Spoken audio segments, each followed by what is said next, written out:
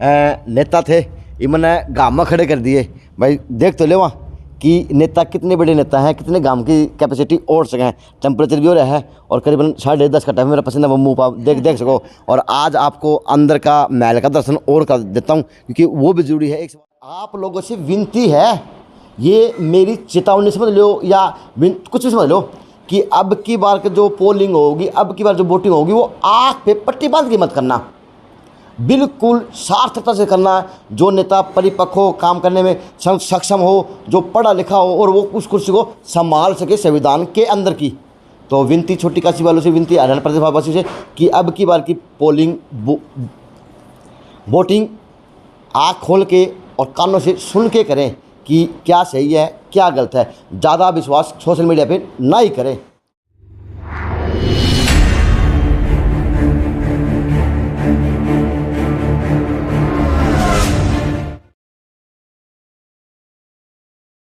नमस्कार, मैं आज और इसी एरिया के अंदर मेरा बचपन बीता है, जिसको बोला जाए खाडी मोहल्ला। और जी मेरे परिवार के ही चाचा गुरु में, ताऊ गुरु में यहाँ की इस कोठी के ड्राइवर थे। और ड्राइवर होने के नाते तो आना जाना रहा करता मोहल्ले में। यहाँ पे मुरारी सिनेमा होया करता जो कभी था। और ये भवन तब भी यही था, आज भी यही है। और आज एक नींव की तरह, एक मजबूती की तरह अपनी छोटी काशी का दर्शा रहा कि बाबू राम भजन अग्रवाल जी का नाम भी और काम भी और व्यक्तित्व के ऊपर बातें भी, क्योंकि ज़रूरी है। क्योंकि अब की बार अगर बाबूजी की बात करूं तो बाबूजी के बारे में कहावत थी कि अगर बंसीलाल ने अपने पुत्र वधू को बहू मानने से मना कर दिया था तो बाबूजी ने भी बहू मानने से मना कर दिया था। ये चर्चाएं थी समाज के अंदर, प्रतिष्ठित लोगों के अंदर देखी जा सकती है। क्योंकि इस तरह का इंसान को पेश होना पड़ता है, लेकिन साख बढ़ाते बढ़ाते आज जीवन बीत जाता है, लेकिन बनाई नहीं जाती। लेकिन आज बाबू राम भजन अग्रवाल एक साख भी, एक नीम भी और एक वो वृक्ष वट जो आज छोटी काशी को सींच रहा, चाहे माध्यम कोई भी हो। और अब की बार की सीट की अगर बात करूं तो कहीं ना कहीं अब की बार सबसे नंबर 1 पे कांग्रेस पार्टी के अंदर अगर चल रहे तो भाई साहब चल रहे और बाबू जी चल रहे। तो फिर भाई बचपन वाली बात याद आ गई। मैं तो दोबारा सुनूँ बताऊँगा सिर्फ। तो सोचा करते ही इसे दुकान का पवित्र किसा महल होगा। तो आज मैं 40 साल के बाद मैंने आज इस स्वर्ग के दर्शन करे हैं। और दर्शन करते ही मैं बाहर तो लगा भी, जिस तरह बड़े बड़े शहर हम देखा करा 5 स्टार होटल लगा के बाहर तो नहीं पाया करा बेकार से, लेकिन अंदर जाके देखो तो शीश महल। तो आज इस महल को आप शीश महल के रूप में देख सकते हैं। एवरी आदमी आ जाए तो ये बार तो सुनू करेगा, हे बाबा स्वर्ग में आ गया। तो स्वर्ग में 2 जोड़े रहने वाले और अब की बार कहीं ना कहीं प्रत्याशी के रूप में डंका ठोकने वाले मीनू अग्रवाल के रूप में और उनकी वाइफ के रूप में, दोनों मीनू नाम के हैं, यानी दोनों सिंह राशि के हैं। जड़ जाएंगे वो दाढ़ मारेंगे। नमस्ते। नमस्ते जी। थोड़ा सा आपके परिवार के बारे में बताएं भाई साहब, किस प्रकार का परिवार है, किस प्रकार का व्यक्तित्व आपके परिवार ने कमाया हुआ समाज के अंदर, क्या मानते हैं? परिवार हमारा कोई बचपन शुरू से ही कोई ज़्यादा बड़ा परिवार नहीं रहा। ये सारी देन हमारे दादाजी श्री राम भजन अग्रवाल जी की है, जो पहले एक डीसीएम में नौकरी करते थे। नौकरी करते करते उन्होंने डीसीएम की दुकान की। उसके बाद केवड़ी मंदिर के सामने हमारी दिल्ली गारमेंट स्टोर दुकान होती थी। धीरे धीरे करते उन्होंने हमने ये फैक्ट्री लगाई। और जहाँ तक है, हम तो आज जो भी कुछ है वो हमारे दादाजी और हमारे पिताजी श्री नंद किशोर अग्रवाल के कारण ही है। तो ताल ठोक दी। आपके पिताजी तो उस कोठी में बहू के रूप में नहीं माना था और न ही गए थे। सवाल है जो आज जनता जानना चाहेगी। तो आज आप लोगों ने क्या किस प्रकार से वो चैन को तोड़ा, किस प्रकार से उस जो लक्ष्मण रेखा को तोड़ के किस प्रकार क्या सोच के गए, क्या सोच गए? ना ये आप लोगों की गलतफहमियाँ हैं। लोगों की जो गलतफहमी, हम कभी भी जी, हम हमेशा एक ही बात कहता हूँ, मैं हमेशा एक ही बात कही मैंने कि हम हमेशा बंसीलाल परिवार के साथ रहे हैं, रहेंगे और आगे भी रहेंगे। कभी भी हम बंसीलाल परिवार से दूर नहीं हुए। ये सब लोगों की भ्रांतियाँ हैं, कुछ लोगों की मिसगाइडिंग है, ये बस और कुछ नहीं है। हमने कभी भी बंसीलाल परिवार से अलावा हम कहीं गए ही नहीं। गए को नहीं, ना यानी बिल्कुल नहीं। जो है वही है। वहीं है बिल्कुल, शुरू से दादाजी भी वहीं थे, दादाजी से लेकर पापा भी वहीं थे, हमारे पिताजी भी वहीं थे और हम भी वहीं हैं और कोशिश करेंगे हमारे बच्चे भी वहीं रहें, ये हम कोशिश करेंगे, हमारे तक की तो गारंटी है। तो भाई मैंने बस अब एक सवाल और लूँगा पारिवारिक। दादा ने कमाया, पिता ने कमाया, आपने क्या कमाया? सही पूछो तो मैं उनका आगे कुछ नहीं कमा पाया। जो दादाजी ने कमाया, जो पिताजी ने कमाया, हम अभी कुछ नहीं कमा पाए। अब हम जो है कोशिश करेंगे कि कुछ कमाए, उनके लक्ष्य कदम पर चला जाए। उनके कदम पर चलते हुए। देखो आपने बताऊं, जो भी हम कार्य करेंगे, उनके जो प्रेरणा उन्होंने दी हमें, जो उन्होंने हमारे संस्कार दिए हैं, हम उनको भूलना नहीं चाहते। उसी उन संस्कारों पर चलते हुए ईमानदारी से, मेहनत से, बिना किसी भेदभाव के सारे आगे आएंगे, काम करेंगे और उनके नक्शे कदम पर चलते हुए थोड़ी थोड़ी उनकी कोशिश करेंगे उन तक पहुँचे। इनके परिवार की एक बात और जोड़ूंगा। बाबू राम भजन अग्रवाल जी मैंने देखे को नहीं, भाई देखे हो तो ध्यान को नहीं है, लेकिन जो इनके पिता के रूप के अंदर हैं वो वास्तव में इस शहर के लिए भगवान का रूप है, मजाक नहीं है। क्योंकि इस चीज़ का मैंने भी यूज किया हुआ, और भी शहर के अंदर जो गणमान्य व्यक्ति कह लो, जो कोई कह लो, आम आदमी कह लो, उनकी एक खास बात है, वो किसी को मना नहीं करते। उनकी एक खास बात और है, वो नंबर भी मिनट में मांग ले हैं। बस ये दो खास बात उनकी हैं। तो अब वाइब करो मैं थोड़ा, मैम आप अपना इंट्रोडक्शन दीजिए, कहाँ की बेटी हैं, किस परिवार की हैं, के गोत्र है? क्योंकि बाणिया में तो 18 साढ़े 18 19 गोत लग गए हैं, एक आधा गोत है, बाकी 18 गोत है। तो बताएं बैकग्राउंड के बारे में थोड़ा। मैं मीनू अग्रवाल जी, मैं दिल्ली की रहने वाली हूँ, लेकिन हम रानीला से बिलोंग करते हैं। रानीला गाँव से? हाँ, और कोटरूमा रोड पर काम पे है और बंसल हमारा गोत्र है जी। मेरे को जो भी कुछ मैं आगे करूँगी या कर रही हूँ, वो सब मेरे को विरासत में मिली है। ये मेरे मम्मी पापा के संस्कार है। और शादी के बाद जब मैं यहाँ आई तो बाबूजी से मेरे को बहुत कुछ सीखने को मिला और बहुत प्यार मिला। कभी उन्होंने मेरे को बहू नहीं समझा, अपनी बेटी से भी ज़्यादा समझा। और मैंने देखा कि उन्होंने कभी भी जाति पाति, छोटा बड़ा, ऊंच नीच, कभी कोई भेदभाव नहीं करते हुए सबके लिए हमेशा खड़े रहे। चाहे रात के 12 बजे हो, कोई भी पर्सनली आया, किसी ने भी फ़ोन किया, उनको ये मतलब नहीं था कि ये काम मेरे को करना चाहिए कि नहीं करना चाहिए, उन्होंने सबके लिए किया। और मैं भी चाहती हूँ कि मैं भी उसी राह पे चलते हुए तो उनके नक्शे कदमों पे चलने की कितने कोशिश कहाँ तक पढ़ाई की है, क्या क्या कोर्स किए हुए हैं, क्या क्या आपको बताएं थोड़ा सा? मैंने ग्रेजुएशन किया है दिल्ली से ही, और मेरे को कुकिंग मेरी हॉबी है, और मैं चाहती हूँ कि परिवार में सभी को एक साथ बांधते हुए चलूँ। चलो, दिल्ली की ग्रेजुएट अब भिवानी की सीट पर बैठ के उसका काम संभालेगा, काम करेगी। अगर जनता चुनेगी, जनता पलकों पे बिठाएगी। तो मैम महिला है, क्या सोचती हैं? इस महल से बाहर जाती होंगी, बाजार में शॉपिंग करते, सब काम करने पड़ते, पारिवारिक बड़ा है, तो क्या देखते हैं, शहर की दशा देखते हैं, किस प्रकार की देखते हैं? मैंने सोचा नहीं था कि मेरे को भी ऐसा कुछ करने का मौका मिलेगा, लेकिन 5-7 साल से जब भी मैं शहर में निकलती थी बारिश के दिनों में या ख़राब मौसम में, तो जब गलियों की और सड़कों की, नालियों की दुर्दशा देखती थी और गंदगी देखती थी, तो मेरे मन में एक विचार आता था, अगर मेरे को ऐसा मौका मिले कि मैं कुछ कर पाऊँ शहर के लिए, तो मैं बिल्कुल शहर का सुधार करूँगी। यहाँ पे पैदल चलने वालों को बारिश के दिनों में बहुत परेशानियों का सामना करना पड़ता है। नालियाँ गंदगी की भर जाती है, और मैं देख के सोचती थी कि ये लोग कैसे चलते होंगे इसमें। और हमें बिल्कुल उस टाइम जो भी थे, उनको मेरे को लगता है कि बंसीलाल जी के बाद शायद ही किसी ने भिवानी के लिए कुछ किया हो।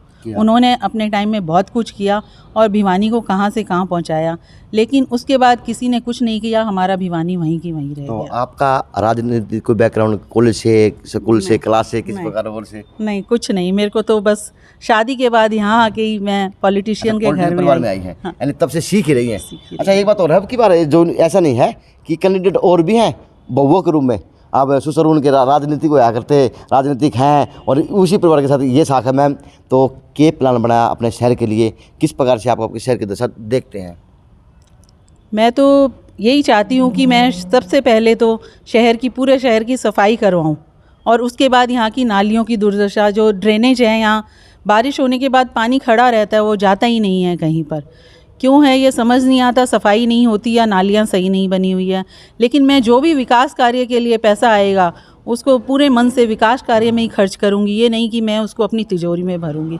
भ्रष्टाचार को मिटाना ही मेरा एक वो मोटिव है। मैम आपकी तिजोरी भरोगे, आपकी तिजोरी पहले भरी पड़ी है हैं? आपके आज भंडार भरे हैं, तो आप दुनिया में बांटो भी हो।